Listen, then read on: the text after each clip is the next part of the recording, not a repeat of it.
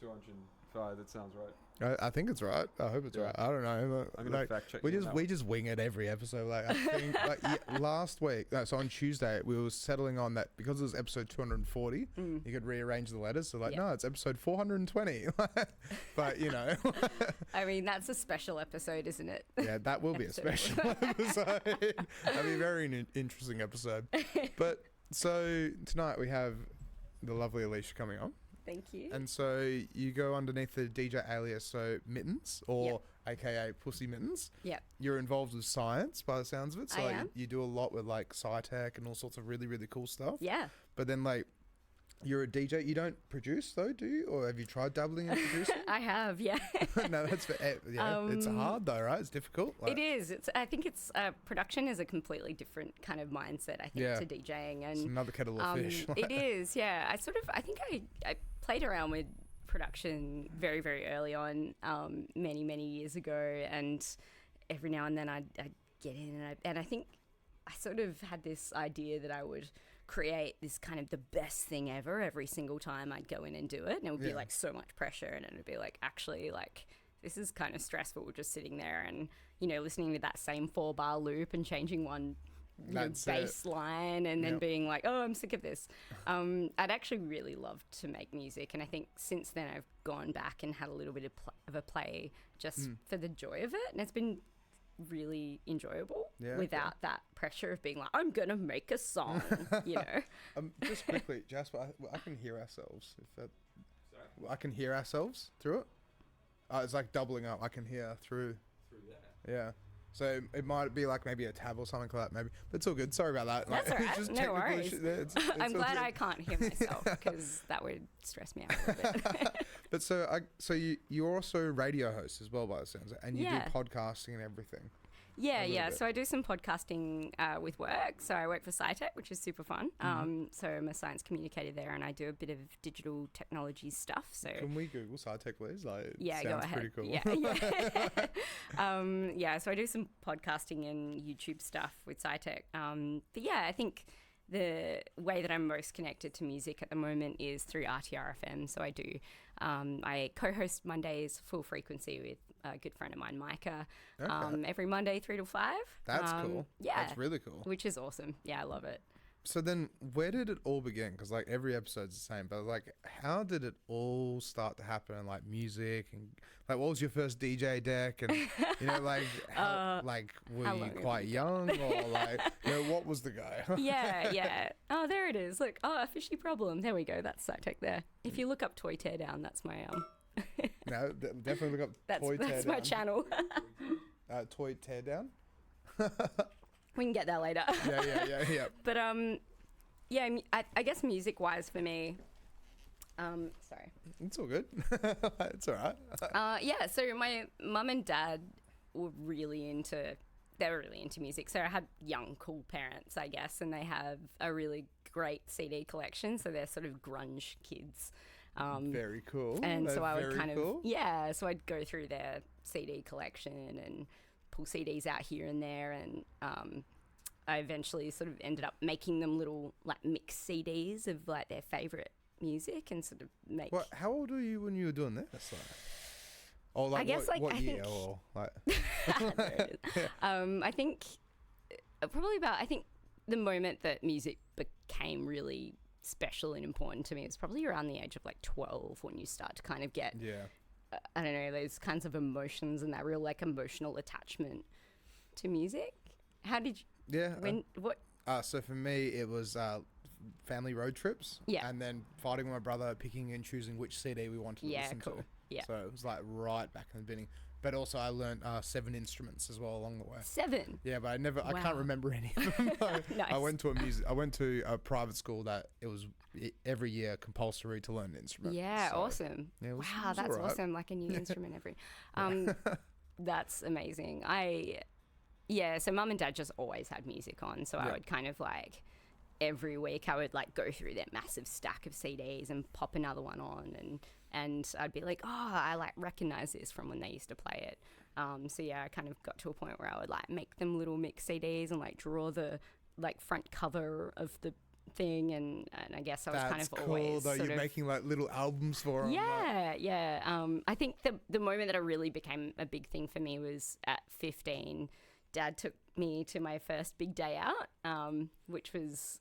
That would have been incredible. At 15, be like, hey, come along. Yeah. I was begging for years, and Dad was like, oh, not this year, next year. And eventually I think deep down he really wanted to go himself. So he took me and a mate, and we ended up at the big day out, and it blew my mind. What year was it? Like, what was on the lineup and stuff? Try and pull up the... Yeah, so it was 2005, I think. So I never went to one. I always wanted to go to one. Oh, mate, it was so good. And I think, really, really important for young underage kids. So it was Metallica, The Strokes, Danny Warhols, actually, which I'm wearing a t-shirt from. Yeah.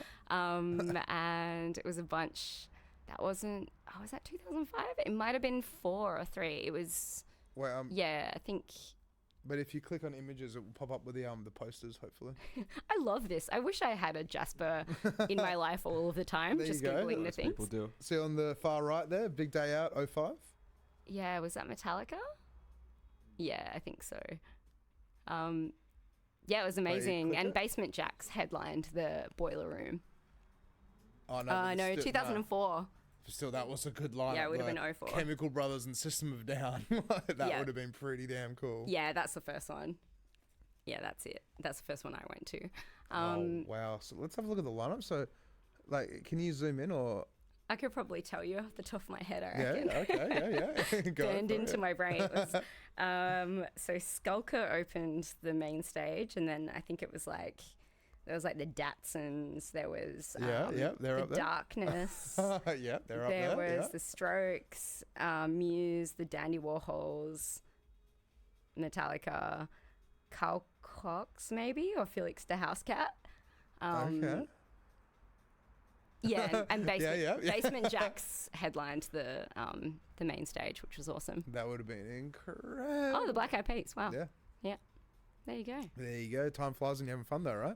So you went to that, and then that was like your first experience, like a festival setting, right? Yeah. I guess like on a dance floor as well, which is cool. And back then it was like the Boiler Room, and I was there with my little mate from school, and Dad was like, oh, can we meet you back here? And it was like, you've got to meet us here, because we didn't have I think I had like a 3315 or something like that. 3315? Like old Nokia phones. Yeah, something. The classic Nokia bricks. Can we look those up? I used to have one as well. When I was a kid. Yeah. You could throw it at a wall, it'll still work. Run over the car, still work. Yeah, exactly. Indestructible. Yeah. So to be like, oh, meet us here. And, we went off and we had to meet back at that particular spot. But we went to the Boiler Room during Metallica, I think, and saw Basement Jaxx, and it was... Just that would have been so good. The vibe, like everyone was just like the joy of a dance floor like that. I just never seen anything like it, and it just I guess like that kind of really got me into electronic music, being like everyone's so happy.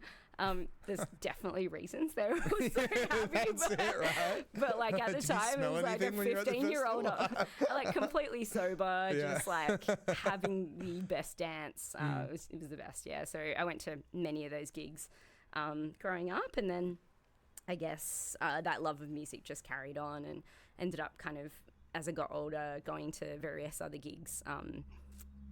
Electronic music wise, there was a mate of mine, I think I met him at Park Life during Soul Wax years ago. That's classic as well. Park Life is a long time ago. Yeah. See if you can find Park Life Perth. That was a good festival. Yeah, I think before it became Listen Out, which is still a great festival.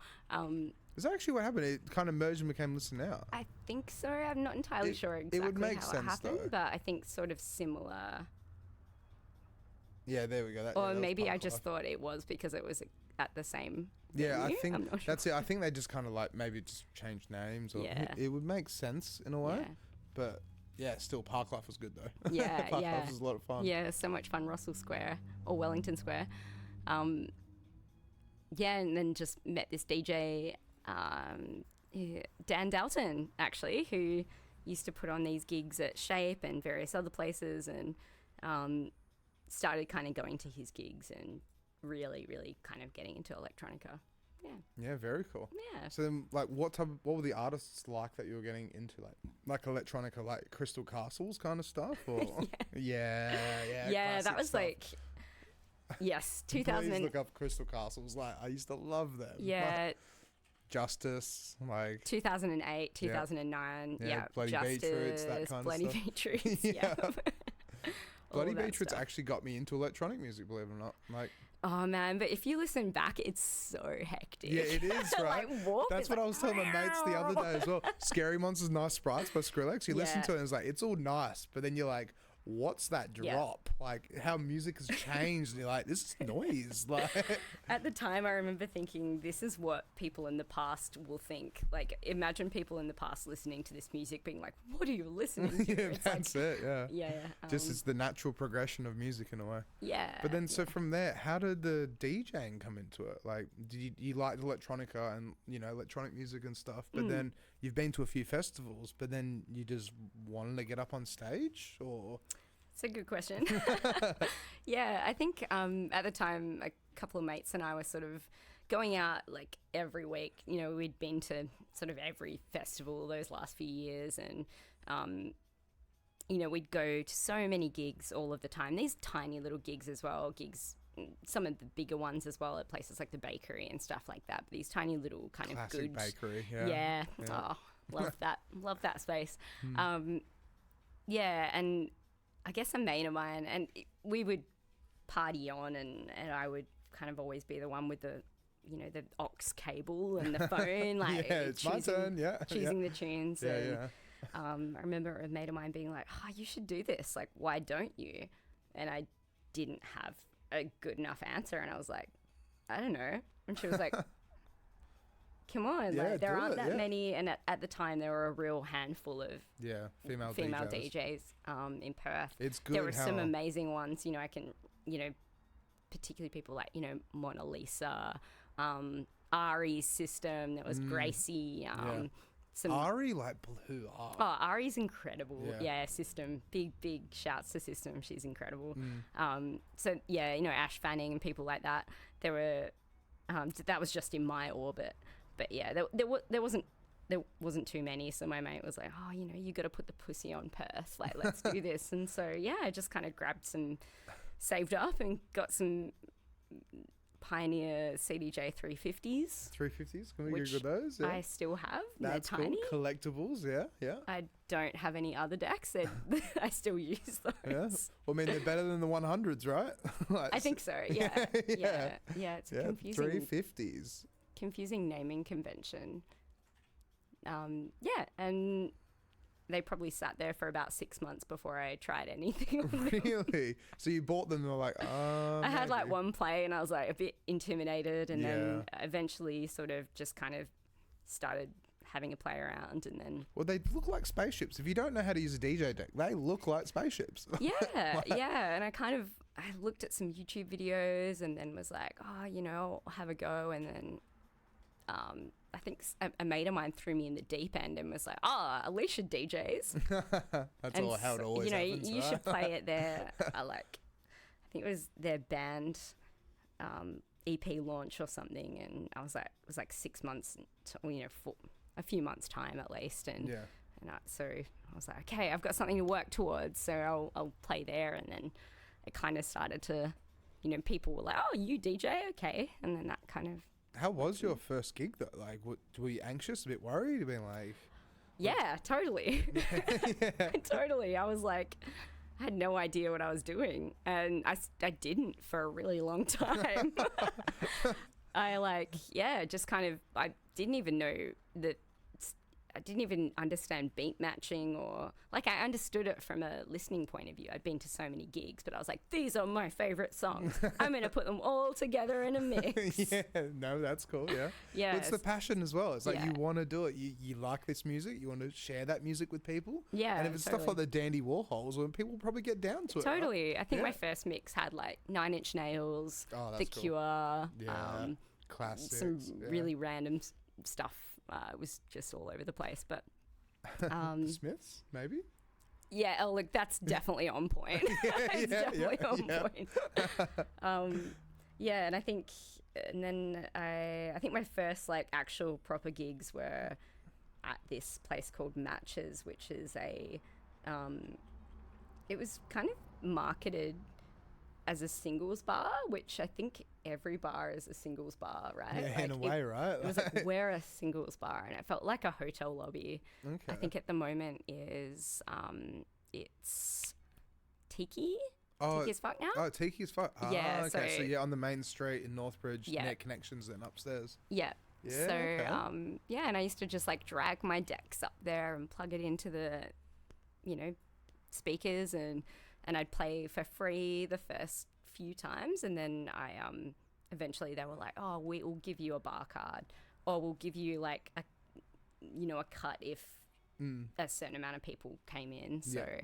I played there for like I think a fair amount of time, many weeks. That's good though. But see, Yeah. that's the thing. Like in today's day and age, like you got to get paid. Like regardless. 100%. Yeah, I'm not saying that's definitely not the right way to get gigs, but I guess it's still a foot in the door though as well. it is. And I think at the time I was just like, I kind of want to play to people and I want to get better at mixing. And for me, that was kind of a way that I sort of started getting gigs because I had a residency, which wasn't really a residency. Yeah, it's like I know Tiki is fun. I DJ here.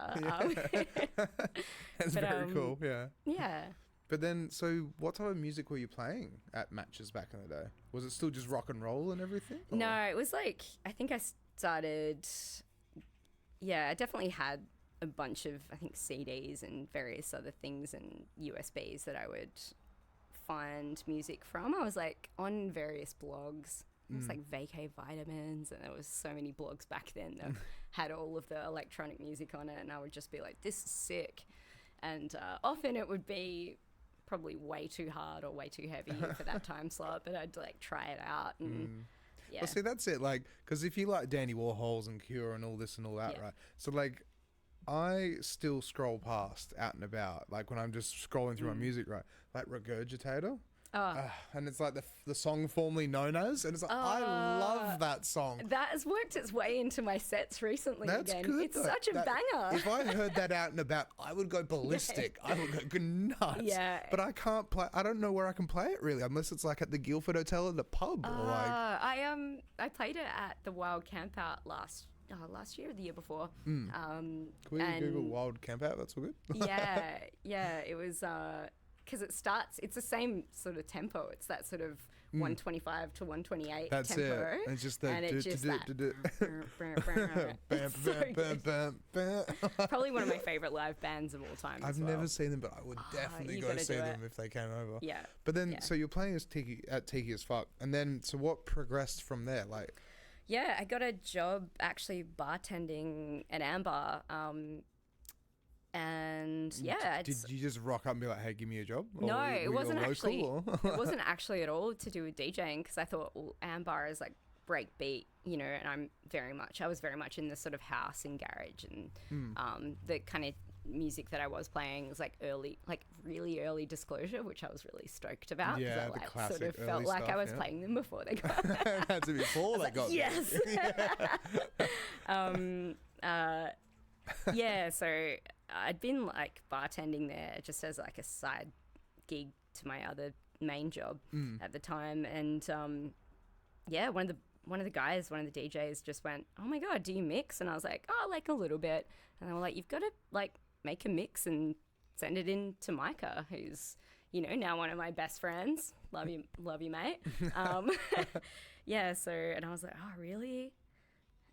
I was like really intimidated, and then I finally made a mix and I sent it in to Micah, and I was like, "Oh, can you like give it in to him?" And how did you record it though as well? Because like that would have been like back in the day. Would you have like an external recorder into the mixing desk, or like? I did it. I think I recorded it into Logic because I had Logic Pro at the time, because I was just playing around with random sounds and stuff. Yep.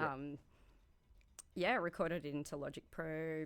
It was really long, and the first mix I think was like a minute and a half. Like it was like 3 or 4 minutes in actually to the mix.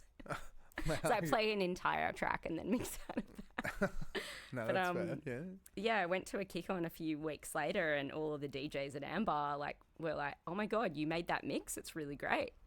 And I was like, "What the hell? These guys that I listen to every week are listening to my mix," and it was like mind-blowing. And that would have been just like, oh, but you guys are professional. I'm just starting out. Like, yeah, thank you. Yeah, they were like, "This is really good." So then I got a gig at Fresh Produce, which was the Friday night Ambar gig, which sort of showcases new talent, I guess. So people who hadn't maybe played out or hadn't played at Ambar yet, I guess. And that's sort of where, after that I sort of started to get a couple of other gigs at Ambar. And so where have you played then? So you've played at Ambar quite a bit. Yeah. But then, like, do you ever play at like Shape or anything like that at all? Any other venues? Or? Yeah. So I played at Shape a fair bit. Yep. I played at I played at Shape with Genga I think I played a couple of Big Apes. I played at Capital, also with Genga at that sort of trap era, and I think it was called Harlem. Yeah, Harlem upstairs. And I was in the little Very drunk. Oh, those Long Island iced teas. No, that's it. That was so wild. Yeah, they were. Where else? I was in the little breakout room that just did a little bit of house. A couple of sets of Geisha, various other bars and pubs and places. So how long have you been DJing for in total so far?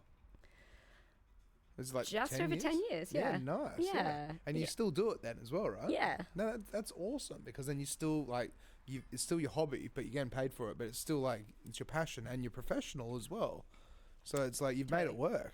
But yeah, absolutely. There was a few years where I was doing it a bit more, so I was sort of like playing those bar gigs and things like that, and really enjoyed it and got really good at mixing.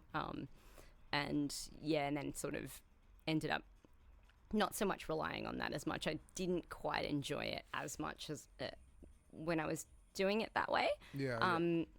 Nowadays, though, I actually really love those gigs, those kind of long gigs where you can kind of get a little bit more creative. See, I only like long gigs, to be honest, because like if I like my normal gig is like a 6-hour gig, and so we're doing 6 hours, it's like I'll be playing at a bar where no one's dancing, and then I create that dance floor, I create that atmosphere, and I just find that more like satisfying in a way, because it's like I've just played that right song. Some girl or some guy or whoever's just gotten up and started dancing. And then others come and join in, and it's like, yep, here we go. Party time, basically. Because I find with nightclubs, it's like, you go there and everyone's just like already off their trolley.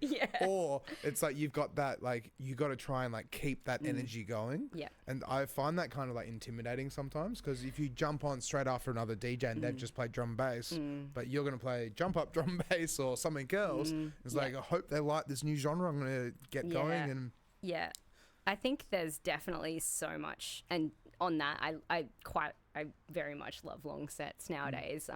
It's just, I guess, the time in my weekends, I like kind of, I've got a few gigs on the horizon. It's really good. Probably takes me at least 20 minutes to start mixing well at all. Like, that's it. We were just talking about that the other day. Up, like we were talking about that on Tuesday, where it's like, even like for me, for anyone really, it's like the guests that I had on, Flash Cult and Gnarly, it's like they would take about 2 or 3 songs just to get into the flow of it. Yeah, totally. Similar thing with me. It's like it takes like a good 5-10 minutes, but it's also because like we've been doing it for so long. But then in a nightclub setting, like it would take me longer than 5-10 minutes. Yeah, totally. Because I'd be like, oh, shit, there's people looking at me. Like, this is pretty full on. Yeah. I kind of like that. I think at Ambar I used to play the sort of 10 to 11:30, or I think 11:30 to 1 was That's a good set. Became my sort of little bracket, which was great. So it was like sort of people coming in, and you kind of have to fight for that dance floor. And then hopefully by the time you're finished, you've got a humming dance floor that you can hand off very nicely to the sort of 1 till 2 hour of power or whatever. Have you ever supported any big artists or anything like that at all? Yeah. I've supported a few. I'm just like trying to go through the list. I'm like, which one? Plumps, A-Skillz. I supported Disclosure, which was really cool. That's Did awesome. not get to meet them, but that's fair. I mean, they're superstars, though, right? Lovebirds recently. Yeah. I'm just trying to think of the list. It sound like such a wanker. I'm like, how many?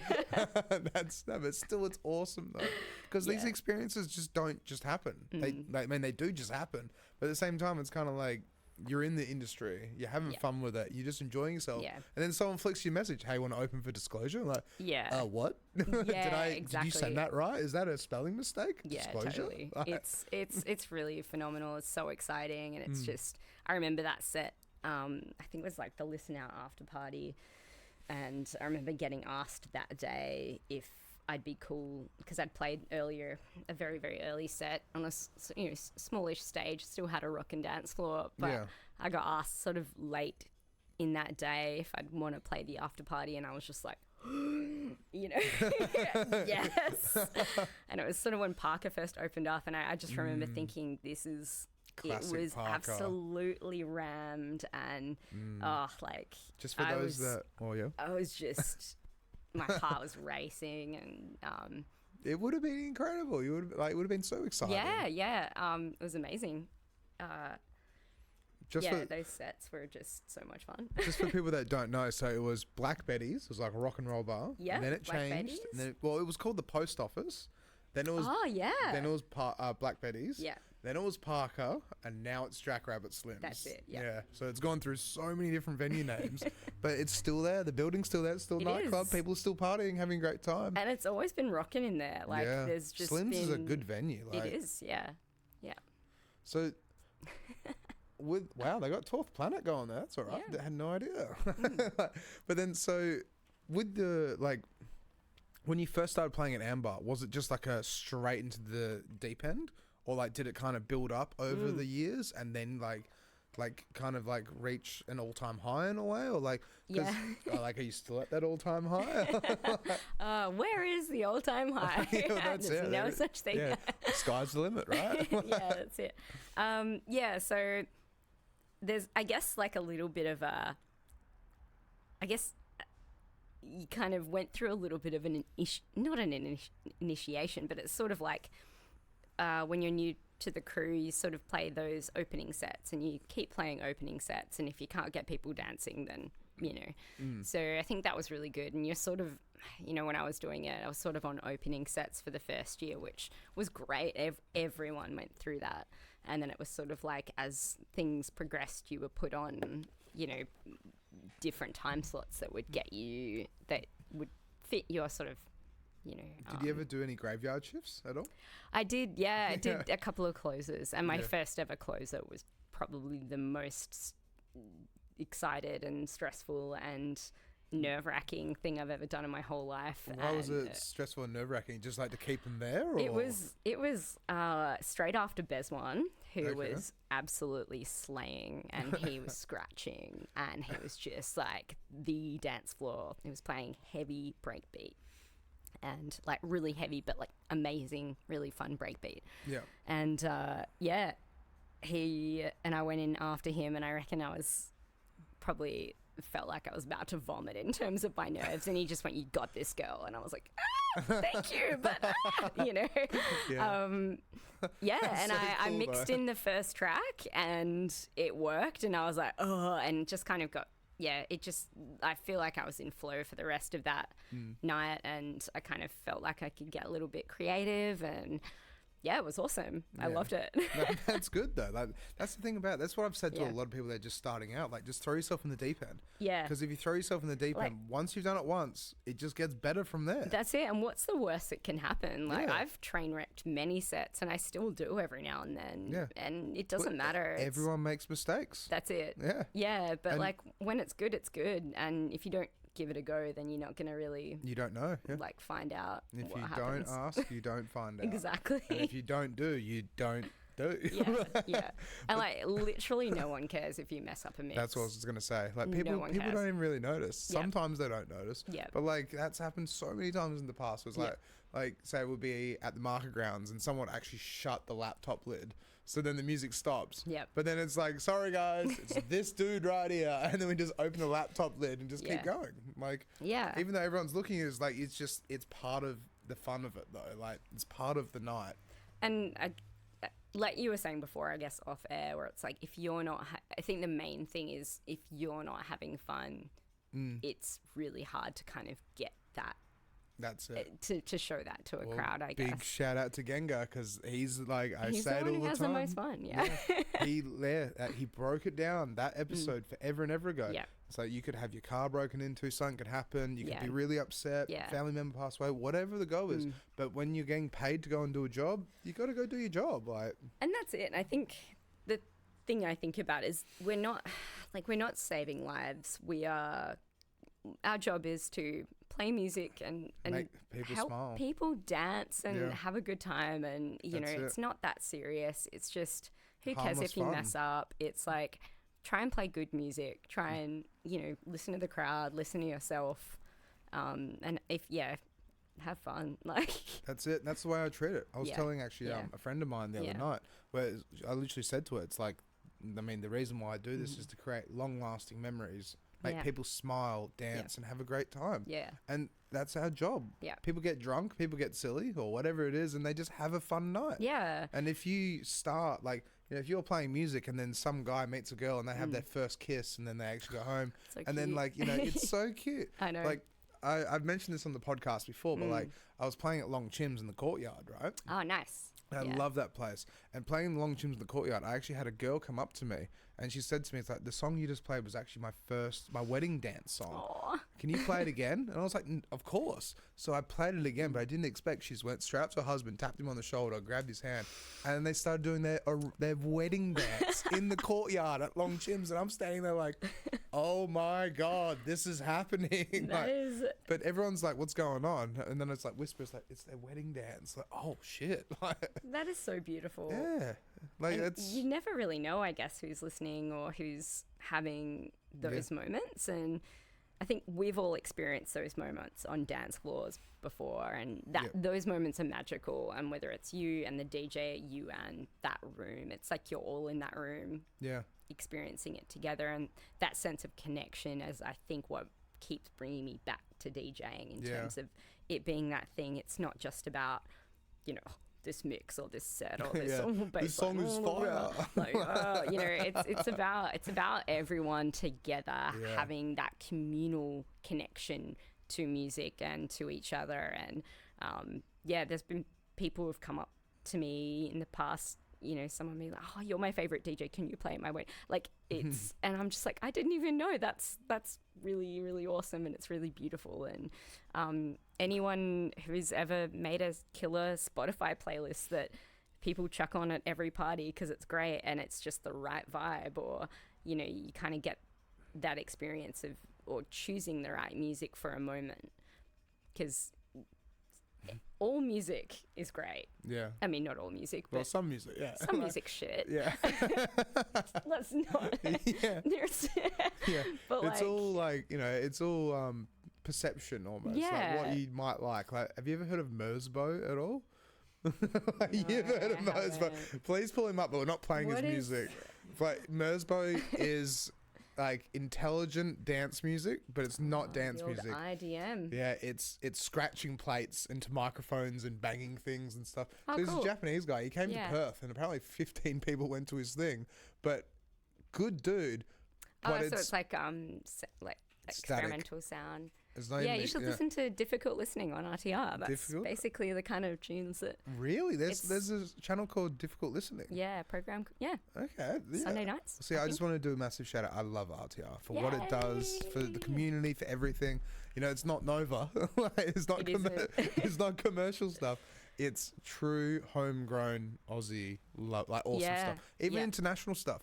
But it's just, it's so local. It's not funded by another entity. It's not like Triple J. It's not like Nova. Yeah. It's literally, it's run on fundraising basically. Exactly. Yeah. Yeah. And that's Radiothon. Incredible. That's it. Radiothon. Yeah. Yeah. But, and the people presenting as well are the community. So you can go and do the RTRfm course if you want to, and you can basically end up, becoming a presenter if you want to.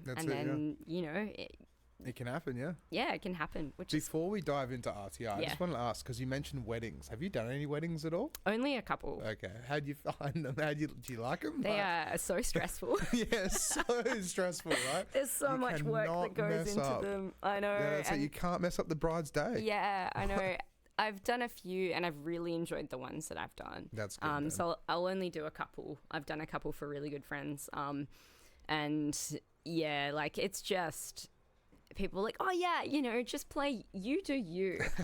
And it's like, no. I have to do Arnie June. I have to do do them all. Yeah. Like, and I reckon just go back to the classics, you know. Yeah. You don't try and do anything special. But isn't it so interesting? Because then, like with RTR, so like diving into RTR, it is like it's other music in a way. Yeah. Because you have what was it called? But what was the hard listening or? Oh, difficult listening. Difficult listening. Yeah. But then you have full frequency. You have like Trainwreck. You have Looney Tunes. Like, and it's all different music. Plucked strings. You've got soul sides. You've got, you know, all sorts. Yeah. But then isn't it so fascinating that in Perth we're stuck in a bubble where, like, for me as a DJ, I still have to play Pitbull Hotel Room, like even though it came out like 20 years ago. You don't have to. I don't have to. That's it. But you know it works. Yeah, that's it. If it gets people dancing and it gets them smiling, having a great time, then I will play Gimme Gimme Man after midnight. Oh, mate, it's not a guilty pleasure. It's just a pleasure of mine. Like I love ABBA. Yeah, well, Who doesn't love fair. ABBA? Yeah. I mean, ABBA is like one of the greatest pop bands ever. They are. Yeah. Yeah. They definitely Shouts to Aaron Wilson, who Aaron Wilson does not like ABBA. He's been on here before. Big shout every Aaron, every time we mix together, I always throw some ABBA in there, just for funsies. Lovely. But he's in France now as well, and I hope he's having a great time because he's such a good dude. He's a legend. Yeah, big love. No, the things that and he was Sashi. doing, the things that they both were doing for the community, like lighting up streets for the homeless and this and that, like so many good things for the community. They are really good people.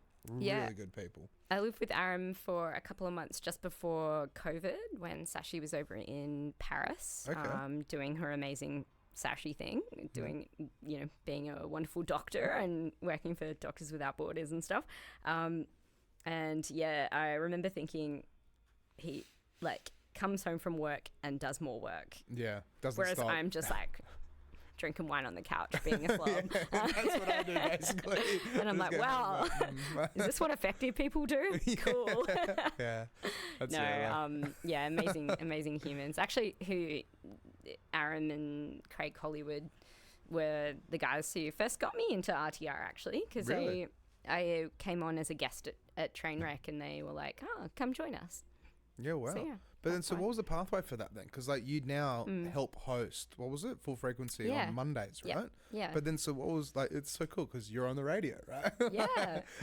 How was that for an experience to actually like hear? Like, because is it pre-recorded or is it all live? Like, it's all live. It is all live. Yeah, so you don't ever get to drive home and be like, oh, it's a Monday. Let's turn it on. Hear me out. There was one point in which it was pre-recorded, which was during COVID. Yeah, and that was really weird and amazing that the station managed to keep going during that time. And to be honest, I think it was probably the most interesting time and the most amount of love that we would get back from people was during COVID because people were really worried. Yeah. Well, if RTR went down, everyone would be like, no, don't go. Totally. Right? We all love you too much. Yeah. So we were sort of, you know, recording shows in parts in our rooms. I think they did a really cool article about it, I think, where, you know, there were people in their cars with pillows because their house was too noisy to try and record their show, and then would send it in to the studio, and then one person in the studio would be playing the tracks. And that's cool. Yeah, it was pretty amazing. But yeah, it's sort of, I think for me, that time was really cool, and for the station to kind of realize that, you know, radio still very much has a place, and I think it always will in terms of hearing a voice that's happening right now. So it's not just a curated playlist that you've come up with or someone else has. It's the fact that, you know, that idea of connection, that you're listening to that thing at the same time as someone else, but you've also got a voice that you're hearing, and it's a bit different every week. And Yeah, it's never really the same. It's always dynamic in a way. Yeah, and it can be a total like train wreck at times, but No, very but fun. that's the fun of it. But then, so like Aaron got you into RTR, but then Yeah, like no, it's okay. Ooh, Yeah, I'm that's going on my okay, ADHD tangents. Yeah, that's what I'm here for. I bring it back on track. Yeah, very well done. Yeah, so I came in as a guest on Trainwreck as a DJ, and I think it was Craig who was like, "Oh yeah, we'd really love you to kind of join the collective," and I was like, "Oh my god, yes!" So yeah, then I did the course and then ended up doing Trainwreck for many years. Were you a fan of RTR before you got? Yeah, definitely. Yeah. So as soon as you got invited, it's like, oh my god, I'm going to RTR. Yeah, definitely. I would. I was one to kind of flick between RTR and Triple J at that time, and then I guess since then I'm going to be that old person that says Triple J is not as good as it used to be. No, but I agree. I do agree. Like, no, Double J's great. yeah, it's good. Yeah, It's just because we got old. yeah, that's it. But that's it, right? Like, I was talking about this the other day. Like, just quickly, like, so organizing a DJ set for 18 to 20-year-olds. Do you think you could do it with the new music that they like? TikTok dances and all the other stuff. I'd need TikTok to work that out. I don't think I'd have any chance because it just changes so quickly. Yeah. Their attention spans like, oh, the new songs come out. And then some of these mumble rap songs, like, what are they even saying? Yeah. Like, what even is this? But they love it, though. It is funny, and I wonder whether people thought that about us as well. Yeah. When we were young. I mean, I think we're like millennial. You're millennial? Yeah, 92. Yeah. So millennials, yeah. Yeah. But like there is like a slight difference, but I think at the end of the day, I think every person that they get to a certain point are going to be like, what are those young kids doing? We're all going to be shaking our fists, and you know, Gen Z are going to be shaking their fists at the other kids, being like, we're still listening to mumble rap. What is this? Can we please look up the Simpsons thing? Old man yells at cloud. Yes, that's exactly. That's literally how we'll all be. Yeah, like old people yelling at clouds. Yeah. Yes. But no, that's awesome though. Yeah, exactly. Like Abe Simpson right there. There he is. Old man yells at cloud. Yeah. But then, so like, how was the course for RTR then? And how long did it go for and everything? I shall have to. Wait, we can pull it up. Like, if it's on. It's a few weeks. Anyone can do it if they would like to. Because you have to pay for it as well, but it's a donation to RTR though. Absolutely, as well. yeah. Which is worth it. So, like. But it's it's a course that will get you on the rotation to do various shows, and I think in the beginning you get sort of there's like Snooze Button and various other sort of late night shows and things like that, and then as you go along, I think my journey into RTR, my stepping stone into RTR was a little bit different to most, because I basically became like a guest, a regular guest for a long time, and then they were like, you should probably do the course so you can actually become a real guest. So yeah. That's cool though. Yeah. And so it just worked out really, really well. And like, how long have you been there for now? Like, so I think I started in 2013. Yeah, so wow. like it was very close to starting DJing. Like 11 years then. Yeah. That's awesome. Yeah. That's so cool. You've been on the radio for 11 years. But that's impressive though. That's amazing. Yeah. Trainwreck was once every couple of once every month, or maybe every 2 months, every now and then, but still though, a couple of weeks, and then moving from that to full frequency was a huge jump to be able to kind of, now it's every single week for 2 hours with Micah, which is amazing. But it's like some weeks you're like, oh, it's radio again. New music. Yeah, so what is the process of being a host then for Full Frequency? Or even when you were doing Trainwreck? Like, how do you go about it? I mean, we just sitting here and I'm like, we're going to freestyle it today. I just read your bio you sent me. Let's just go for gold. I mean, oh, look, I had, there you go, Interplanetary Criminal. Good tune. Yeah. Had more, I realized that a lot of my promo pics are me with blonde hair. I don't know if it was just like a point in which I had a lot of good photos taken. But yeah, so because it's a volunteer radio station, it really just depends on the presenters. And there are certain shows which are really, really structured, and they have to be very structured. But I guess the presenters can put as much effort into it as they want to. And I think generally the presenters do put a lot of effort into you know, tailoring their playlists and I can imagine like they all love doing it. Like, you have to. Yeah, it's all for the love. There's nothing. It's what you get out of it as well, and you get that real community vibe and that real connection with people. It's so cool to like hear people calling up every week, and we've got like a whole collection of Daves that we call the Rave of Daves that call up and tune in every week. And the Rave of Daves? Yeah, we were like, we just kept getting Daves call in or message in, and I was like, oh, we've got so many Daves. Like, what's a collective term for Daves? And we like sent it out, and then people were like, oh, you know, this of Daves, of that of Daves, and someone said, oh, it's a Rave of Daves, and we're like, yeah, that's the collective noun for Daves. Yeah, that's pretty cool. Yeah, but then so it's like, so with Full Frequency, it's once a week, right? Yeah. But then, so what Jasper's pulled up is your track list for 10th of June, right? Yeah. 2024. Yeah. But then the way, so you like get music together, and then Mika will get music together, and then you combine and make a playlist, and then you talk in between. Like, what is the how does it roll out? Educate me, please. Micah, save me. How much do we say? It's pretty. So Micah and I have been very, very good friends for a long time. We used to live together and stuff, and it's pretty. It's not particularly organised, to be honest. We sort of, we'll come up with about 10 to 12 tracks every week. We might text each other beforehand being like, let's have a mix today, or let's play a lot of house, or let's do this. But that's pretty much the majority of our planning, and we'll kind of get there, you know, half an hour before or whatever, and have a little chat beforehand, a little bit about what might be on throughout the week. If there's anything major happening with RTR, we'll make sure we connect with each other about that. But generally, we sort of rock up, talk about our personal lives to each other until the exact moment that that it goes to air, and it's like, we'll get back to that. You know, that's cool. Though, it's tricky sometimes, where it's like, oh wow, or like, you know, I'll be like, he's like, you know, spill the tea. We'll just like chat to each other, and then it'll be like, okay, cool, all right, radio show now. Yeah, and then usually it's Micah runs the desk.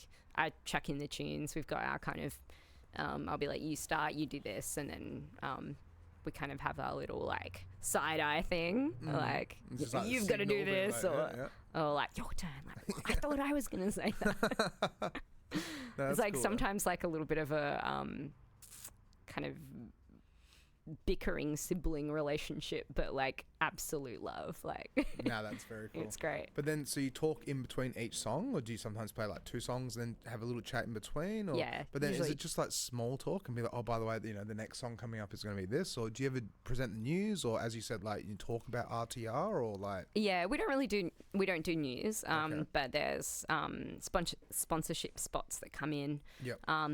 But yeah, generally we just talk about the track, and sometimes we go on tangents and talk about other stuff like food or nice, haiku poem. Like there's just a bunch life, of things that that come up. That's cool. Yeah. That's very cool. Yeah. But then, so with that, like, so you've been doing it for like almost like 11 years then. And like, has it stayed the same format over the 11 years, or have you adjusted things slightly? Or because like when it comes down to it, it's like you guys are the host of it, right? But then, so like for me, it's like I'm the owner of this, like this garage and this podcast. Yeah. But which I didn't realize was in a garage, because it doesn't look like it is, and it's super comfy. A garage, and you've done that. You've got like almost a little Goku poster. And exactly. Yeah. Yeah. But in saying that though, it's like over the 11 years, has the format adjusted much, or has it always stayed the same? Or I think everyone brings their own thing to it. So we're just the host of Monday Full Frequency. There's Tuesday, Wednesday, Thursday, Friday. Yep. And every collective does their own thing. You know, I know Jeremy Allstate on Tuesday does like full mixing the whole way through, which is amazing. Yeah, it maybe starts off with that, and then you've got you know, the guys on Thursday. You know, Dart on Wednesday as well. drum and bass generally. He's, staple drum and bass. Nice. And generally mixes as well. Then Will Efficy and Nina on Thursdays. They do their thing, and it changes all the time. It's super fun. Rock Riley's all big shout at Rock Riley. She is amazing. She is a treasure. Yeah. She's an absolute. We She's just all adore her. Yeah. Yeah. She's Like I used to work human. with her a little bit at the Flying Scotsman back in the day, and she was the I best. think everyone wants to be Rock Riley's best friend, including Yeah, me. she's so She's just cool. an absolute legend and beautiful human and great. Yeah. Just her music taste, and hearing her on the radio just kind of feels like you're talking to a good mate. And she's just genuinely like that. She's a good person. And Yikes as well, and NAFTA. Haven't hung out with NAFTA very much, but Yikes is a darling as well, and they just sound great together on air. So then. Yeah. Have you and Micah always done like full frequency for the whole no? Have you swapped between different hosts? No, and stuff like that? so Full Frequency has had many previous. I don't know who did it before Micah started. I think Micah and Ben started together, and then it was Micah and Philly, and then like Philly Blunt. Yeah, Philly Blunt. Yeah, we had him on here as well. He's a king. Like he's an amazing dude. I know, like, such a good guy. Such a good guy. Yeah, and yeah. he's supported so many cool artists. He has, yeah. But sorry, go on. So no, I'm happy to keep talking about how cool Philly is. He's a good dude. He's a really good dude. Yeah, all that Ambar crew. Mwah. Yeah, that's So it. good. Yeah. And then it was me. I think there might have been someone else in between, but I don't know if I can remember. But yeah, that's fair. Yeah. and there was definitely people on before us, I think. No, that's cool. That's very cool. But then, so you've been doing it for 11 years, but do you ever see yourself ever stopping it? Because if you love it, yeah, I can imagine you just keep going and just see what happens, right? Yeah, I think in particular Full Frequency has such a great listener base as well that,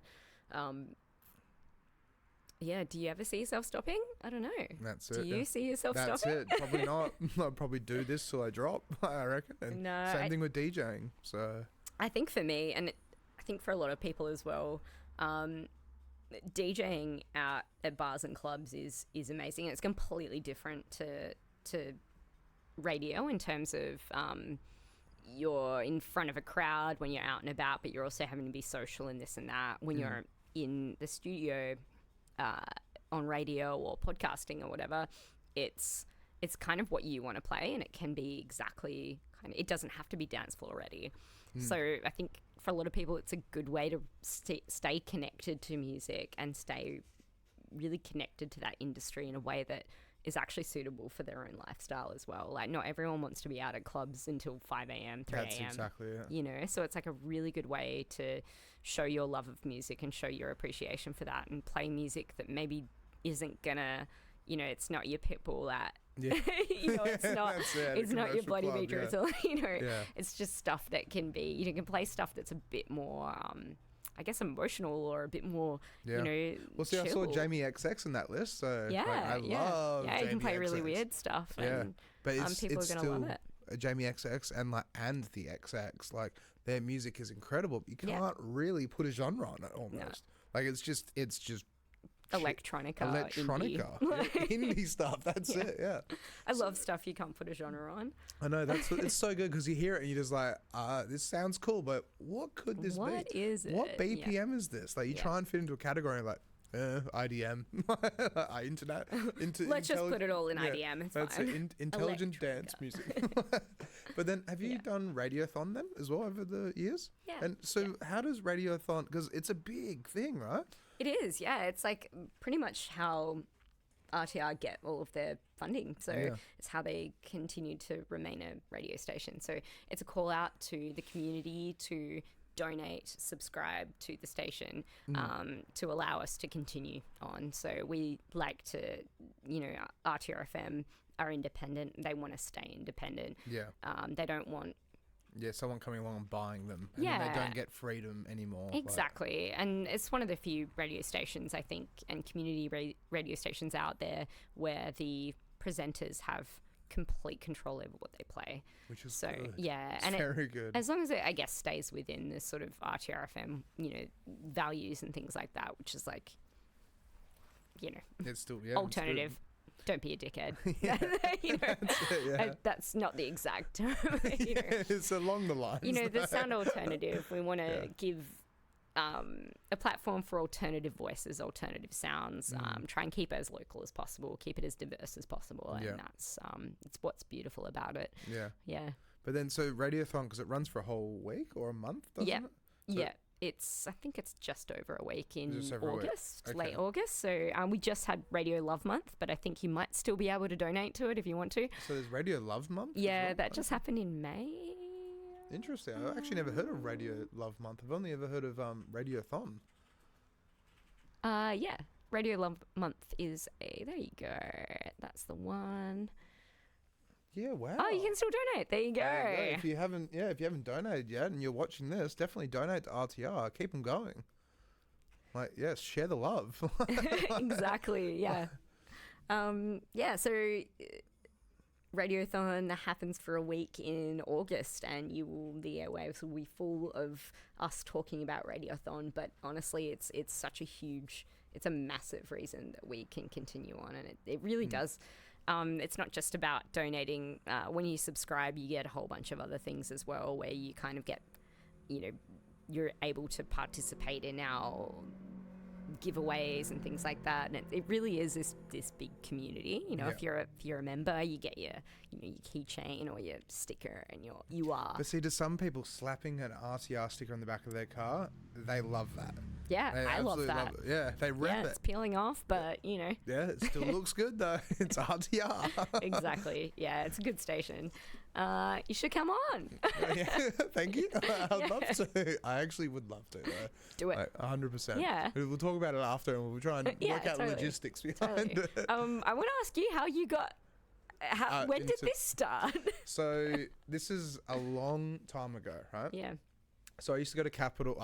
I'll tell you the story. Oh, we So- love Capital. So I used to go to Back in the day. Capital every single Saturday for 4 years. I used to hang out with Death Disco Boys all the time. Yeah, Anton and Andre. Yeah, And Andre actually yeah. taught me how to DJ properly. I'd been DJing before that, but he used Tractor as well. So Yep. I was obsessed with what he was doing.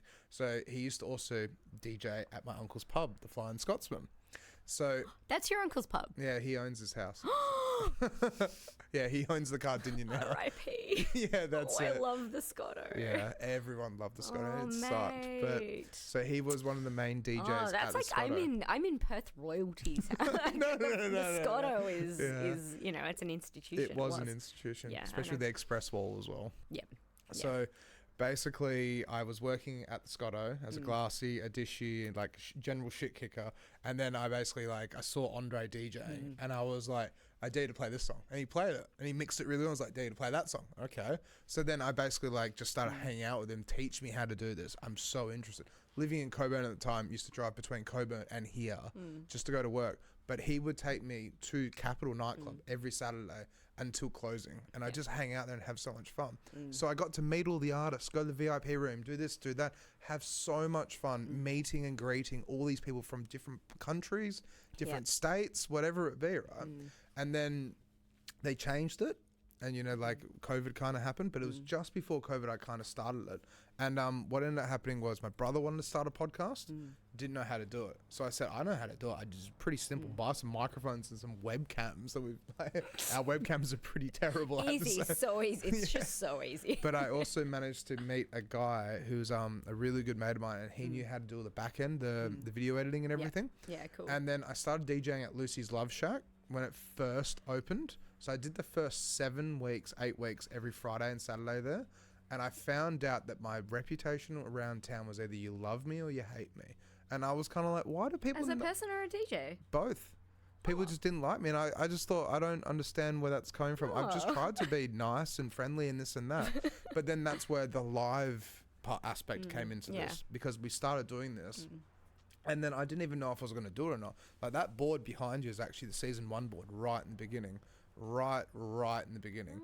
Gengar. And that's it, yeah. And so there's then, so many legends on there. and so I just didn't stop. As soon as we started doing this, then I was like, nah, this is like one of the funnest things I've ever done. Bex. Yeah. That's what I mean. She's going to go far. If she keeps doing Project Bex, she's definitely shout out to Bex. They're so much fun. Yeah. Project Bex is like incredible. They're like, I feel like regurgitator of Perth. Yeah, like, which are one of my favorite. Like, they've just that energy. Yeah.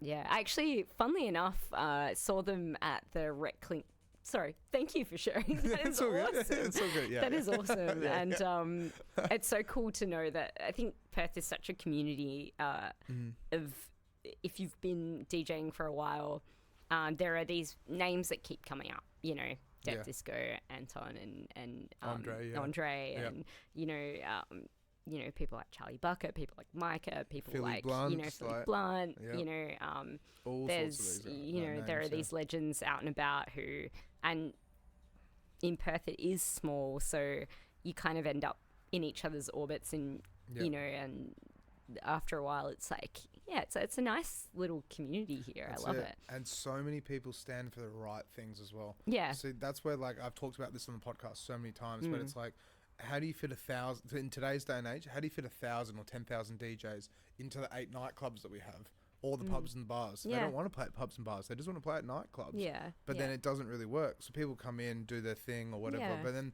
it kind of brings almost a little bit of a toxicity sometimes, because I want to do that gig. Then they get jealous in a way. Yeah. But then back then, and still now, there are still people that are just like promoting the best community. There are so many, and I think that's kind of where it's sort of changed, is that there's so many people creating their own thing. Yeah. And that's where I think, you know, these real big institutions, you know, your Geisha, your Paramount, your big, you know, clubs that have been around forever, and, you know, Ambar, Lucy's, the Vault, whatever you want to call it now. Yeah, that's it. Still Lucy's. Big love to Boom Tick Crew. Yeah. You They're know, doing so well with that stuff. Yeah. It's someone can just come up with something and do a thing, and that's cool and that's awesome. And you know, finding a warehouse and putting on a party, you know, that's it just works out. Yeah, it's cool if people want to go there. If they create a vibe, that's awesome. Yeah. But that's where it's so interesting, because with our nightlife, because like I just went to Japan recently and going to Tokyo, and it's like on a Friday night every bar is busy, but then it's like I come back here and I'm like, oh wait, it's winter. And I forgot, in winter people don't really go out. We hate the cold. Like, try going to Scarborough in weather like this. No one wants to go. Yeah. Unless it's like Peach Pit, because then they can get burgers, but no one wants to really go dance or anything. They just want to have dinner. But it's the population that we've got here. But then because we're really so small. Yeah, we're spread out as well. Yeah. We're like, small, but we're spread out. We're like the second or third longest city in the world. Because it's Joondalup to Mandurah now. They really went... Yeah. Yeah. That's it, yeah. Look, we can talk urban planning. Let's do this. Yeah, we'll do another episode. I mean, you know, the urban sprawl really is out of hand. It is but it's good. Yeah. Because we're eventually going to become very overpopulated. Eventually, I think. Like, eventually, it's just inevitable. But at the same time, we're preparing for it. I think we're a good place to live, and that's probably why, you know, the fact that people don't want to go out when it's cold means that it's usually pretty nice weather here. But, you know, that's it. We won't go too far down the sort of climate change route, which is, you know. So you've done RTR. You've also DJing and stuff. So wait, sorry, what were we gonna do? Actually, I was gonna say I saw Project Bex. That's where I was going. Yeah. I saw them at the footy game at the Reclink Cup. Okay. So there's this footy game which happens every year, which is like bands versus the media. It's happening like I think early October. It's the Reclink Community Cup. And basically bands from Perth and media. So it's basically RTRfm and other media places. They train for a few months leading up to the game, and then they play one AFL footy game. And no one actually plays footy, but you train to play footy together, and then you play one game of footy. Wow, okay. And basically it's like a proper game. You've got your jerseys, you've got your nice, that's socks, cool. Yeah. You sit and you do the anthem, and you know, you've got your ruck, and you know, they have commentators, and every now and then you get a streaker. But yeah, I was, you know, yeah, very unfit and feeling like I was very ill in, the nerves of playing an AFL footy game. And Project Bex came on and I was just like, yeah, I can do this. Well, but yeah. Becca's like, she is so forced being supportive of anything and everything creative here. Yeah. She's a beautiful human. Yeah, awesome. She's a really good girl. But then I had something on the top of my mind just then. I forgot it. Sorry, I'm going all over the place. I was like, good, I need to No, let her it's know good. that's gave me some energy. So that's what I was going to talk about. So talking about being unfit in a way, because I'm unfit, right? Like, I mean, I have to say, you don't look unfit, right? But, no, I am. I've just started running again to get fit for the footy game. But and my legs hurt. That's fair. But like, as a DJ, because I like discussing this, people don't see it the other side of it, where you get your bar card, you stay up and do the graveyard shift at Ambar or something like that, and then you completely write the day off after. We all do it because we love doing it, but at the same time, we sacrifice our weekends from seeing our friends, our family, or whoever it is. Oh, yeah, that's Sassy the Sasquatch, Hey, by the way. Can I pick her up? Yeah, be careful, but you can pick him up. He won't scratch or anything, but if he kicks, then Hey, baby. yeah, Jump up. try and pick him up. Sass. Hey, darling. And then put him on the table. Well, there you go. Sassy is now in camera. Hey, baby. Sorry, what were you saying? It's There's a okay. cat here. Hey, beautiful. So, yeah, like the mental health side of things with DJing and stuff, it's so important, but not many people talk about it because it's late nights, it's drinking, it's this, it's that. Oh, he's straight over here. And so, look. Right. I love the cat. I love the idea that a cat just derails everything. It's the best thing ever. He just comes and chills with me. Shine on you, crazy diamond. But in saying that, though, it's like, how did you go about, like, because it's late nights, and would you have a day job as well at the same time, and trying to keep up with things, and, just trying to juggle technically 2 jobs, because you're getting paid for it. You're playing at a nightclub. Yeah. But it's still so full on, though, right? It's loud music. It's just full on dancing, this and that. Yeah, I think for me, there was a point in which I wanted it to be my sort of number one kind of thing. It was like really my creative. I was like, this is what I want to do. Like, you had those ideas like, I want to be this kind of big, I want to be a big producer and this and that.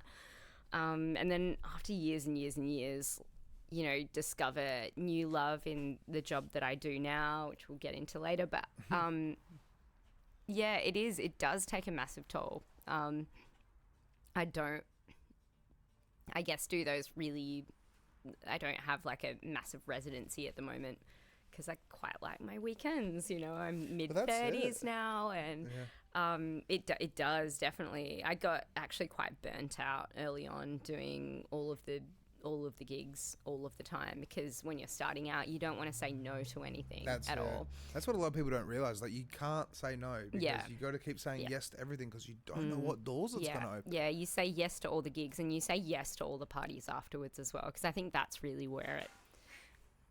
That's my cats. I've got a second one. Go check they're okay. Sassy! Stop that! That should hopefully make him realise that if I have to get up, he better go outside. Because I don't hurt my animals, but I just don't fight with Tilly. You must remove them. Yeah. No.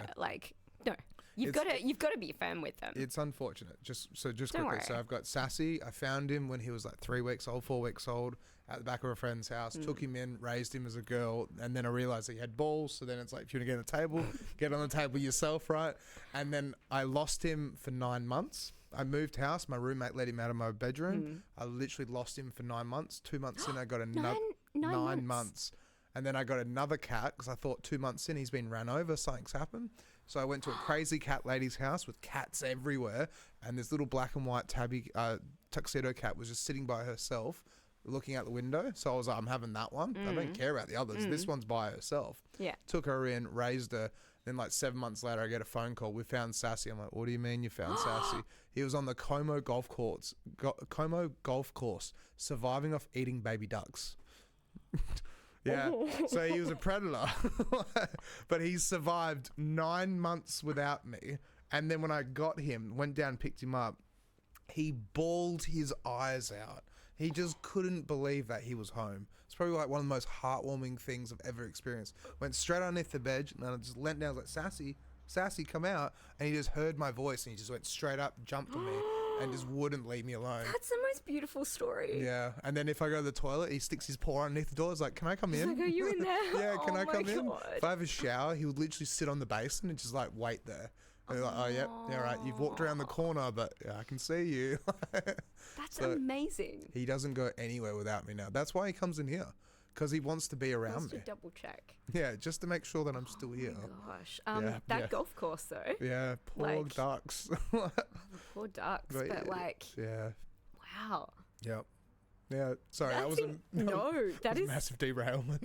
I don't think you realise how much I love cats Okay, no, that's and fair. ducks, and Yeah. I think that's such a beautiful story. That's okay, Yeah, crazy sorry. cat person. My cat Tonks went missing for like 4 days, and I feel like that's a story that you know. That I was was like, enough, she yeah. was just underneath a hot water system, and oh my god, I missed her so much. But like 9 months, that's like Yeah. incredible to have her back. That's really cool. That's it. What a legend. Oh, sorry, I No, keep it's- calling her her. Maybe Sassy No, is no. a her. We'll find out. He thinks he's a girl. Yeah, He thinks he's a that's okay. princess. Whatever Sassy identifies as, we're cool with that. Yeah, that's it, yeah. Um, But so, yeah, back to the music and mental health and yeah. then like, did you ever meditate or anything like that? Because you said that you started getting burnt out a little bit. Or? Yeah, I did. I got really burnt out early on, and I think, what did I do? I just probably did less gigs, and I guess started doing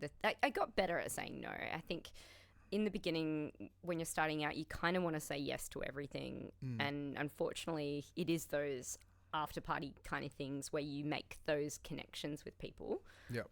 Where it's kick-ons and it's super late and you're doing all that, and unfortunately that will always be almost the bit where you get the next gig, or That's exactly you it. make those connections, and Yeah, something just happens, yeah. it's a little bit of like a what do you call it? Damn it, collateral damage. Collateral That's the collateral damage of Yeah. DJing. No, very Of nice. being like the sort of the late night, unfortunately, you're going to have to do it, and you're going to have to kind of it shouldn't be a chore. It shouldn't be something where it's like, I have to make this friend. It's just when those things happen, that's where connections happen with mates, and people book their mates. Yep. You know, it's just easier. It's how the industry works. It's easier. Like, And- it is what you know. Yeah. I mean, who you know is good is super duper important. Yeah. And if who you know don't know what they're doing, then that's not right. But yeah, unfortunately, make mates is the Yeah. thing. So that's it. Like, I had Ace on, who used to own Nevermind Small Club. Yeah, yeah. And he Yeah, I know literally Ace. said, like, for Nevermind, all you had to do was literally just go to the club. I know. And he was there. Yeah. And if you go enough times, he might come up to you and be like, hey, you want a beer? Yeah. And then you just get chatting with him. And he's like, oh, you're a DJ? Oh, do you want a gig? And then away you go. You can plan it Nevermind. Legit. I couldn't go to Movement Sundays. I know, Movement, yeah. I played at Nevermind/Movement, I think twice or 3 times, and I would like hit him up every now and then and be like, oh yeah, can I have a gig? He'd be like, yeah, sure. And he wouldn't get back to me. Like, and then, you know, it's legitimately how most people work. Unfortunately, they Yeah. need to get better. But for promoters, you know, depends on the promoter, but I'd like to see more promoters that try to reach out and kind of branch out a little bit more outside their own sort of friendship circle. But at the Yeah. end of the day, like, if you're putting a gig on, you want to know that there's a good amount of quality going in there. And Yeah. if it's just someone kind of coming in and being like, like, I don't know the vibe of this place, I'm going to play my thing, and then it kind Yeah. of ruins the vibe. So it's important to 100% go to the gigs you want to Yep. play at. That's it. Just read or, the room you know, and play do what I appropriately. did Yeah. and accidentally, you know, start working at the bar you end up playing at. Yes. But that would have worked so well, because then you were already working there. Yeah. So then you already knew what the music policy was. Yeah. And then you're like, yeah, I think, hi, could I have a gig? And then they were like, you know, I was like, oh shoot, no, I don't think I can play here. But yeah, that's it. Just, yeah, make friends. But I think also, if you do that, establish yourself as someone who actually just really likes music, and you don't have to go out and do all of the things. I think people more and more are respecting people who have those boundaries. Yeah. Who are like, no, actually, I'm just going to go home, but I really loved your set. I'm going to head home, but you know, keep in touch. It's more so about those connections, and I think what happens is it's much easier to make those connections after lots and lots of substances at a stupid hour of the morning. Yeah. You know, and it's like those connections can actually be made earlier than that. Yeah, 100%. Yeah, it's just easier to do that at some. That's what I find so interesting. Where some people say it's like they have to be on something to be able to make a connection, but you don't. No, like, it can make it easier because if you're all drunk, it's like how on Saturday night, like it just got really, really drunk with a whole bunch of friends and had a great night, and met a bunch of people, and this and that.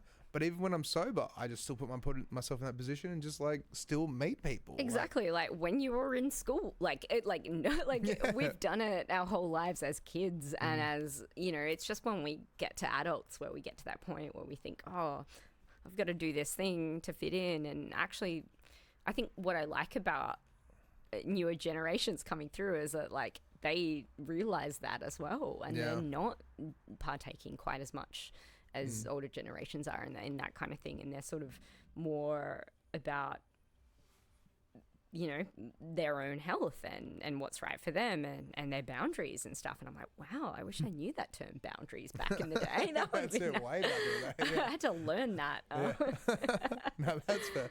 Yeah. So we've only got like about 30, 40 minutes left. Oh, wow. Or 20, 30, 40, because technically we're supposed to only go for an hour and a half, but we haven't even dived into SciTech yet. Oh, wow. Okay, yeah. So what is the pathway from like the DJing, then also like on RTR, and then how did you get involved with actually like teaching kids science and traveling around Australia and like teaching Indigenous communities and all sorts of stuff and education and art, basically? I was saying it before we went live, but in your position, science is art. Like it's SciTech for what they do for education. Yeah. But also just to be like, hey, look, you can do this, you can do that. Like, yeah. So how did that all happen? Yeah. So it's really kind of basic and boring actually how it happened, but I studied teaching. I've always loved education. I've always thought that kids are awesome, and I love the way that kids think, and I like, you know, I have like I feel like I get them, like they get me. When I was a kid, I was like, teachers, you know, but it was always the teacher that was cool and understing and kind of got me in my weird neurodivergent, you know, just captivated space you. cadet brain. So like, I guess that was kind of, so I studied that, and then I did a bunch of different jobs, and I literally just applied on Seek for like a bookings role at SciTech because I love the organisation and I love what they stand for. The mission is to, you know, to inspire all West Australians to engage in science, technology, engineering, maths. That's cool. Yeah, that's very cool. Which is like, who doesn't want to do that? I think it's so important for science to kind of... So that's you? That's that awesome. Is me. Oh, this is amazing. This is so cool. This is hilarious. So what is this? What are we playing, and why is there a Furby? Let's dive into this. Yeah, so... This is adorable. I like this. I reckon kids would have loved this. So the last couple of years, or the last year or so, we've started a bit of a YouTube series, and this is my baby. This is called Toy Teardown, and I pulled toys apart and I used science to explain how they work. And in this particular episode, I pulled a Furby apart and turned it into a Google Home. And this is a little dream sequence where I is this like going to live, what I'm watching right now? Yeah, cool. Yeah. We're all watching this. Yeah. Is that UWA as well, by the way? Or? I don't know. This is a green screen. This is me imagining what it would be like for my Furby to be really smart. So the original idea was for me to put ChatGPT inside the Furby, but I couldn't find a natural voice thing to work well enough for that. Anyway, so the point of the show, the series or the YouTube channel is to pull toys apart and show how they work, and also show that you can actually fix things that are broken and stuff like that. You don't have to throw it away. You can turn it into something else. Yeah, it's astounding, isn't it? Like how people just throw everything away. Oh, it doesn't work. But it's just all you gotta do is just take the back off and plug one cable in. Like. Yeah, totally. And you can just take the bits off. Like you can cut it up. Like there's this huge thing where I don't know when it came in, but like back in the 70s, back in the 50s, back in the day, it used to be such a tinkering society where you could just, oh, that doesn't work. Let's learn to solder that back together. And for some reason... Now it's like, oh, that's too scary. I can't do that. And yeah, you shouldn't do that with anything that plugs into the wall. But if it's battery powered, why not? If it's broken, just rip it apart and try and fix. You can always. But people don't think that 9-volt and 12-volt batteries don't hurt you. They might give you a little zap, but it's not even a zap. It's just like a little tinkling feeling. Like, that's it. And even with AC as well. As long as the red goes in the red and the black goes in the black and the green and yellow goes into the ground, like the ground pin, you should be okay. Yeah. Hopefully okay. Just don't play with transformers or capacitors. Yeah, and you don't let little children around the button batteries. Other than that, that's the only other one. But but really, like it's super awesome. Fun. It's really great, and it's kind of really fun for me because every episode we sort of pull apart a different toy and I'm like, okay, what kind of science is inside this toy? I think one of my favorites was I think I turned Elmo into a that's the first one, but yeah, we turned it was the Operation episode where we kind of morphed the Elmo that we'd pulled apart in the first episode into an Operation Elmo. So we're talking about circuits and the game Operation where when you pull things out. Yeah, so we pulled that apart and just realized it's basically just a circuit that, you know, the zap is not actually a zap. It felt like a zap though. Yeah. When you were a kid, like it's not a zap, it's just a vibration. But that's it. It's like it's the thought process almost being like, oh, if I do touch the sides, the guy's gonna get hurt. Yeah. But that's so cool though. But like, did you ever expect you would be doing this at all? Like this kind of stuff when you were younger? Like literally turning. Yeah, like pulling Elmo apart. Look at your hands. There's no audio. And you're just like, Elmo, let's have some fun. I'm in a super glue. There's no career path for this at all. But this is cool though, because like you could eventually get into like play school or something like that. Or even, who knows? Like this is you. This is your TV show technically. Like this is cool as all hell. Thank you so much. But then, there's literally no career path. But the cool thing I think about right now is that anyone can make the content they want to make. Yeah. And if you think that something's, and it wasn't just me, it was definitely my idea, and I host it and I write the show and now I edit it, which is crazy. I have learnt all sorts of things, but it's the education behind it, right? I know, yeah. But yeah, it was definitely in collaboration with with my manager my manager / pal who kind of took the idea and turned it into something really awesome that we could actually kind of do as a show. I'm really bad at that stuff. I'm like, yeah, let's do this. And then, someone who's good at that stuff goes and turns it into something. And then I go, okay, cool. Now I'll be in it and I'll write it. But like someone, it's always usually a collaboration with someone who's like wildly creative and like, la, la, la, la, la. And that's me. And then someone who goes, all right, let's do the. That's very cool though. Yeah. That is very cool. But like, what else do you do within SciTech? So you do an amazing TV show where you dissect toys. Thank you. And then like, because you said earlier before we went live that you've been to the centre of Australia. Yeah, So what's that like?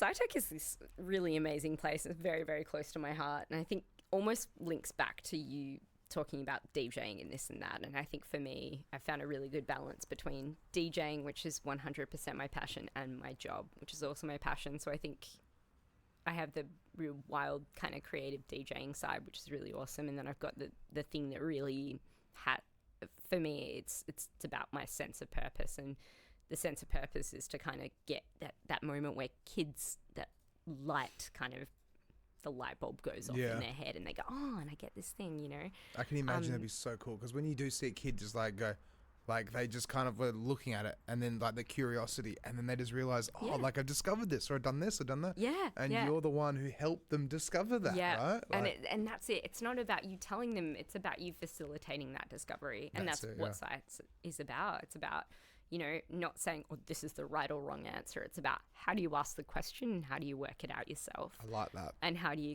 and then you see them go, oh, it's because of this. And you're like, is it? Why? And they're like, oh, because it's green or because it's that. And you're like, I like your thinking, it's cool.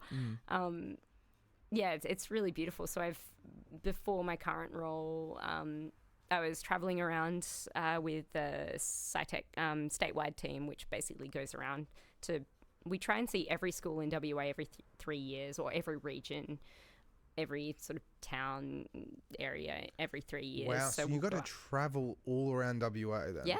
Yeah, we have like 5 trucks and a large team that will go out and, we'll do a little bit of, I think the Kimberley is split into 3 different teams that do that every 3 weeks. Like, do you ever go like Karratha or Port Hedland? All the time. Yeah, we're there all the time, yeah. Not as much anymore, but we'll be, into the future, definitely. And retrospectively, we will be.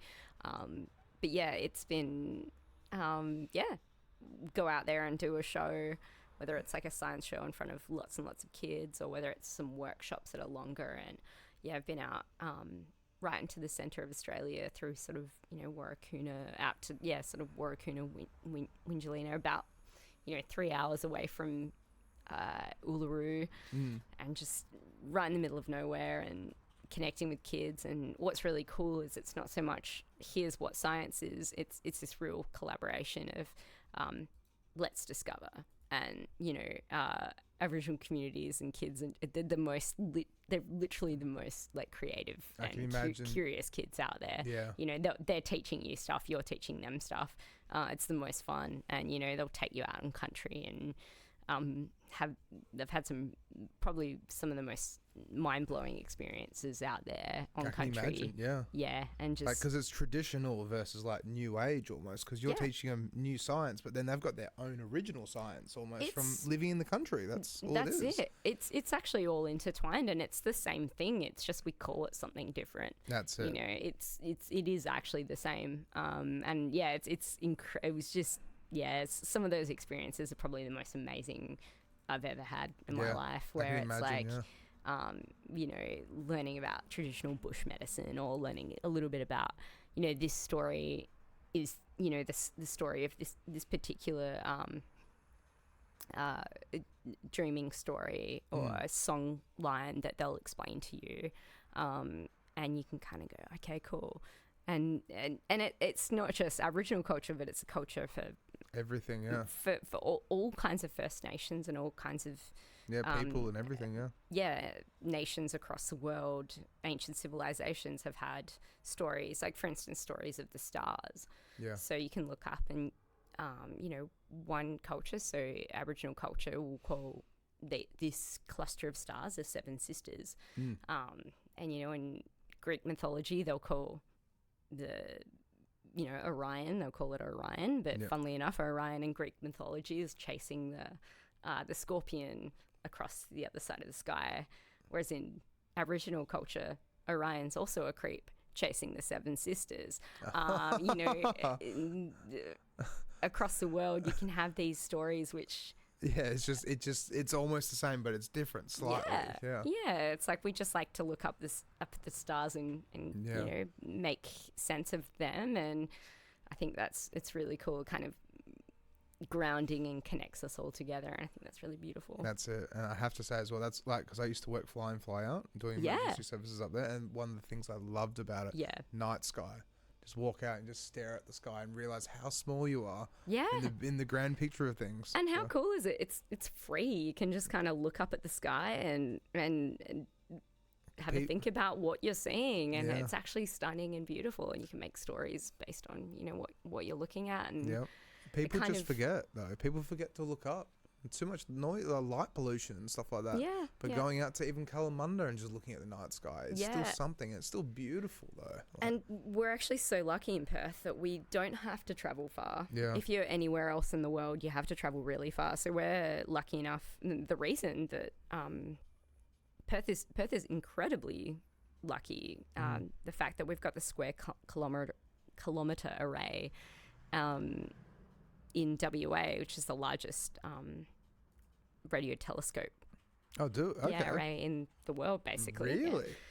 Here, and the Murchison Wide Array is in West Australia, because we are so dark and we're so little, like we're so sparsely populated. So, yeah, there's just no light pollution or anything, so they can just see. Yeah, it's up near Geraldton. Yeah, okay. And yeah, it's gonna look, as far back into, well, as far away into the universe that you will see the very, very beginnings of, the Big Bang and things like that. That's kind of what they're looking at. That's scary, but very cool at the same time. Like, it's very intriguing. Well, the very early signs, of the universe, which is really cool. But it's, heaps of cool space stuff happening in WA. And then, so with science though, like, were you into science when you were younger? Oh, so you were. Like, totally. Yeah. Okay, I was about to say, like, if you weren't, and then you became a science teacher, it's like, whoa. Yeah. No, I'm actually not. I'm not qualified to be a science teacher. I didn't study science at uni. I studied primary school teaching, but I've just always been super into science. I love, I think every kid loves dinosaurs and space. That's it, yeah.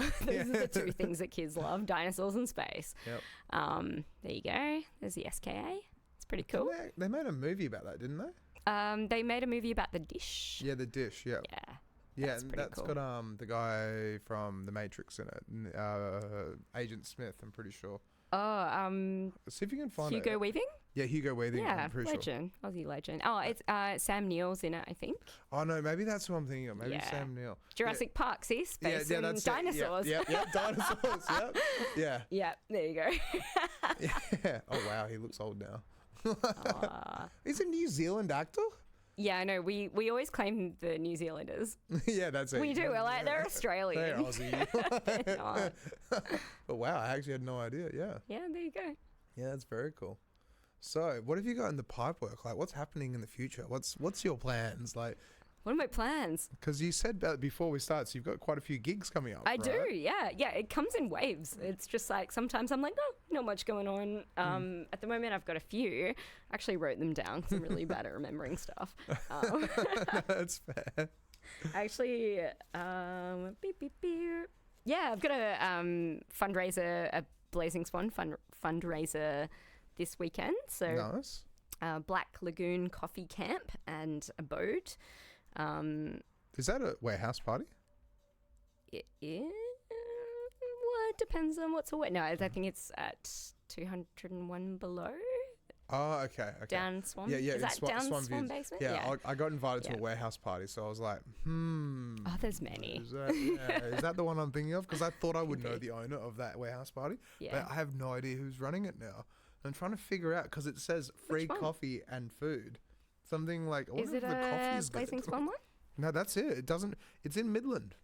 Oh, that's all I know. It's $30 tickets. I want to go to that. Yeah, that's it. It's Saturday night. I'll flick it through to you. Okay.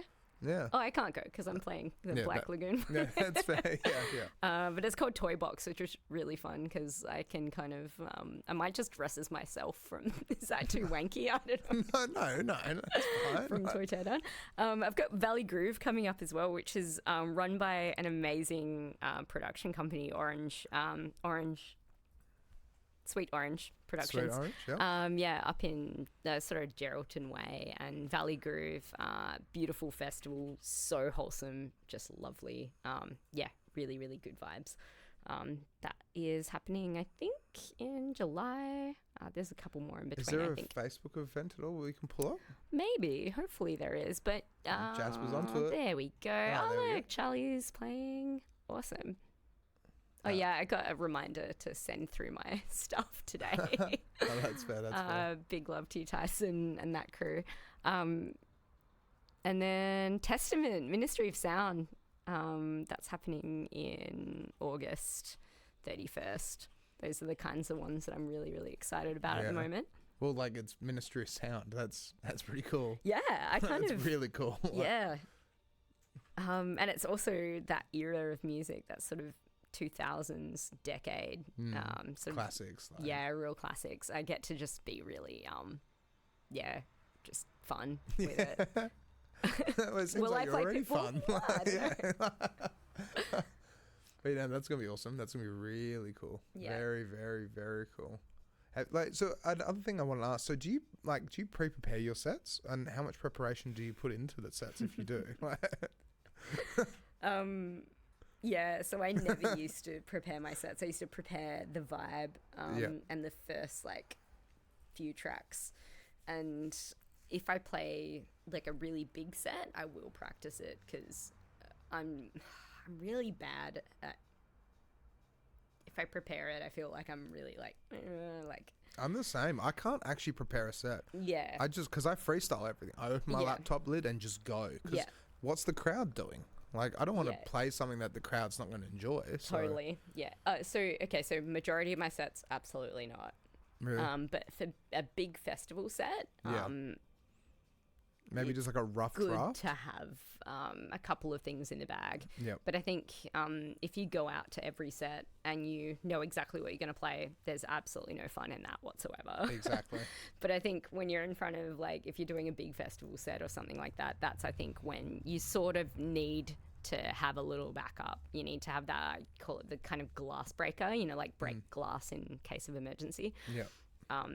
So you've got that thing to fall back on just That's in a good way case to do it, things go to shit and you're like, I don't know. Yeah. I've got something to go back to just in case. But yeah, just being able to be, I think it's so important. And the difference between it's easy to be a DJ. Anyone can be a DJ. But yeah, the difference between being just a DJ and I guess a good DJ is the ability to sort of chop and change between things. Yeah. And it's just practice. It really comes down to practice. Yeah. And if you love it, why not keep practicing? Why just not keep going. Yeah. Like, I guess actually that's the thing where like everyone who's been a DJ forever is such a legend. And they're really good DJs. And it's because people have been doing it for a really long time because they love it. Yeah. And you get good the more you do it and the more you throw yourself out there and do it. So like, yeah. That's it. Yeah. Yeah, exactly. So I kind of run out of questions. I think that's a good place to maybe finish it off. I think the one thing I wanted to say was of course, go to the Rec Link Cup. Yeah, can we actually pull that up on Facebook? Yes, definitely pull that up and promote the hell out of that. That's the one thing I'm really, you know. How do you spell it? Sorry. RECLINK. Yeah, I wouldn't have guessed that. I was like Community Cup 2024. That's the one. Rec Link Cup. Pirates of Perth. What? That's the one. Yeah, very cool. Wow. That's the Melbourne one. Oh, okay. I was about to say 1.9 thousand people responded. Like, I don't know if we've put ours up yet, but So is it all around Australia though? It is, yeah. Yeah, wow. I think one of my favourite moments ever, as someone who loves sort of 90s music and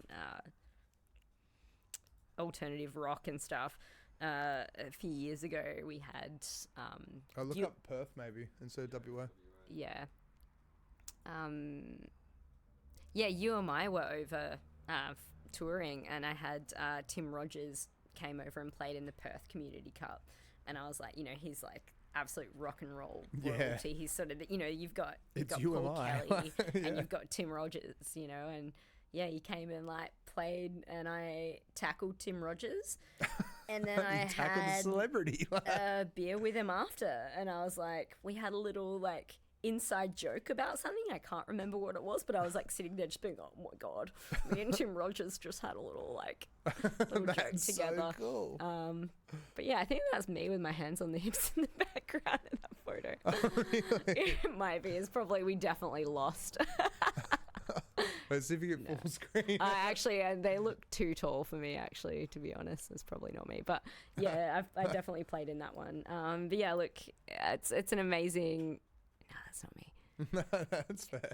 It's an amazing event. You should come and play. You could be on the media side. Maybe, yeah. Yeah, on the media. Yeah, I've never played football before, so like many of us. But see, that's it. Like, I mean, with the podcast, like with the direction, I kind of just want to get more involved with more media. Yeah. Like, I already do this. I love doing this. So we're taking this as your sign up for the Rec Link Cup this year? Maybe. I don't know. I don't think I'm that good at football. No one is. It's not about that. Okay, yeah. Let's see how we go. Like, maybe. I can't see why not. make some really cool He's cats like, take it off air. yeah. I don't know. I'm getting embarrassed now. Am I going red? No, it's awesome. And it raises a lot of money for Red Clink, who connect people of disadvantage, people who, you know, may be homeless, may have had, like, you know, hard knock lives, connect them back into sport and to connection with community.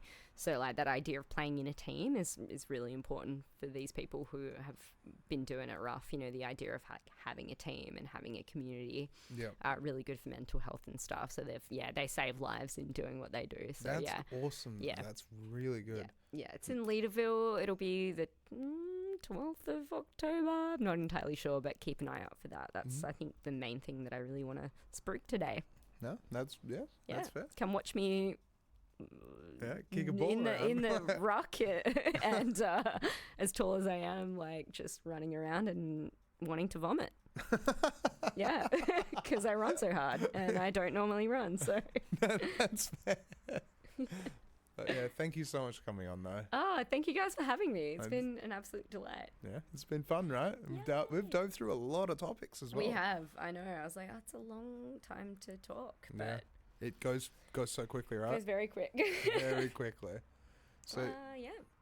So thank you so much for coming on. Next week we have. Let me just have a look, because like this gets booked up pretty quickly. Like next week is, we're in June, aren't we? Becca. Oh no, sorry. Next week is open. We need to find a guest for next week. Yeah. Yep. So we're on the hunt. If you want to come on, message us. Oh, cool. Do we have any guests? Any comments at all? As well, by the way. No. That's all right. Asking about the audio.